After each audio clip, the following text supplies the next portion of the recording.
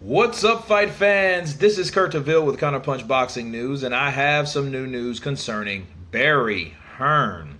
Barry Hearn believes that the Tyson Fury's WWE venture is a good move for his U.S. profile, despite it being a rehearsed nonsense event. And he goes on to say, he says, Tyson Fury has a big problem in terms of not enough people knowing him in America. He's looking for a big payday, obviously, against Deontay Wilder.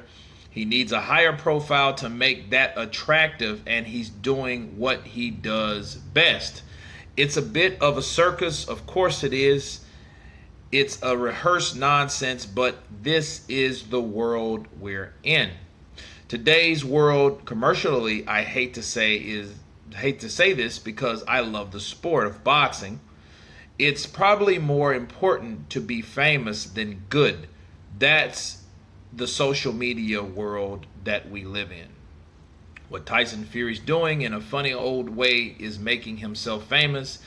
It's a big cringy, I know, but bless him, he needs the profile. Okay. Those are the words of Barry Hearn, verbatim. And Barry thinks it's a good idea because Tyson Fury's profile is not good enough like they expected. Now, for that, I will counterpunch. I will agree to. Simply because Tyson Fury's numbers, as we know, they haven't been what they thought they've been, but then they had to fork out the money to Tyson Fury due to the contract that he signed. I get that. Okay. But Barry Hearn also believes it's a good profile to get his name out there. It's a good tactic. I would agree to that too. Now, let me counterpunch. I counterpunch the fact that Barry Hearn knows that if he talks shit about Tyson Fury, if he had a fan base or not, he couldn't talk bad about Tyson Fury and not be a hypocrite. Why?